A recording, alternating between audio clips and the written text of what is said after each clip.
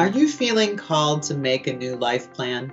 It's been true for many of my clients as we're all navigating a lot of uncertainty today. Let's talk about where to get started. Of course, this can feel extremely overwhelming. You've had however many decades you've had to have the life plan you have. So, does it mean you're throwing out everything? Heavens no. So, first step here is start small and start with your dreaming. The two big words are inspiration and aspiration. This could be a very fun activity rather than feeling like you have to do everything in this step. This is about helping yourself imagine a future self. So, for example, right now I'm thinking about transitioning in my role and becoming a motivational speaker for the next 3 or 4 decades of my life. I've spent 4 or 5 decades already in the professional world, and I've started to imagine where are the places I want to travel? Who are the kinds of audiences that I want to serve? And I've been doing this in a lot of very specific detail: age, ethnicity, cultural orientation, language, so that what can happen? In other words, I'm thinking about the impact and the influence I want to have in the world. And who are the people I want to be with? And will my husband travel with me? And what will it change in our lifestyle? And what is that going to require me to prepare for? So the greater the specificity, the better. Now, in order for that to not completely freak me out, I'm also grounding that inspiration and aspiration in my core values. What do I want to stand for in the world? What will be the way in which I'm going to show up and embody my authentic self and stay connected to it, even when people disagree with it? That's okay. Diversity is what life is made of. And if I can stay connected to my true north, I'm going to make my way through it. So that's an important piece, that when you declare what you're inspired by, the experience you want to be having, and the aspiration you have for influence and impact in the world, that is completely congruent and aligned with your core values and the essence of who you are as a human being. Now that you have this beautiful canvas that you've painted, it's important to take a little bit of an inventory. Like I said, I kind of freaked myself out when I started doing this long-term view of my next steps. And the thought of leaving behind all that I had developed in myself and contributed to the world was feeling a little overwhelming. So you want to think about and claim the strengths and capabilities and relationships in your life that you want to double down on. This is a great place to make a list. What are the 20 things you love to do in your life? And they become non-negotiables. No matter where that future life plan is going to land you, those 20 things are always going to be there. One of them for me is being able to be out in nature. And the thought of living in a high rise in the penthouse suite in the middle of downtown in a city, not my thing. I really enjoyed visiting Bangkok, Thailand. I couldn't live there.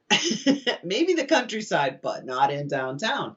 Because for me, that's a non-negotiable, being able to be in nature. So whatever your list of 20 is, it is the experience that you want to retain. And then ask yourself, in that inspiration and aspiration that I wrote down, what are the new things I'm going to add to this list? And is there anything on there that would compete with my non-negotiables? This is a little bit of an internal reality check, not to limit your dreaming, but more to make sure that the things that you value so deeply are fully incorporated. And you're not going to find yourself at odds with yourself. It's like, but wait, I have to have this, and this dream I have doesn't have that element in it. That's a pretty good clue that you might not be building a plan for you. You might be building a plan for somebody else. So internal reality check is what happens when you're claiming those strengths and non-negotiables that you're going to double down on. This third step is really critical, and it's one that most of us skip over.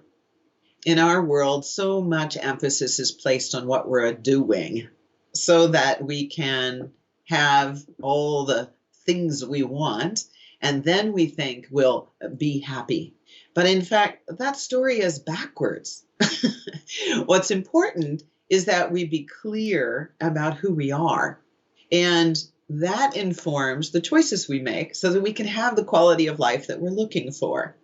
So in this step, this is about being able to release needing to know how your dream and your new life plan is going to manifest. Let go of the how in favor of staying connected to what's the experience you want on the journey to getting to that new life that you're wanting to implement.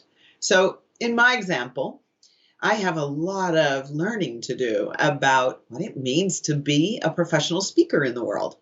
That's not something I've done. I've done a lot of free speaking. I do give talks as a coach, but that is my business. Haven't got a clue. I have no idea how to ask somebody to pay me to come and speak to them. So one of the things I'm doing in the next 24 months is getting educated about the business of professional speaking.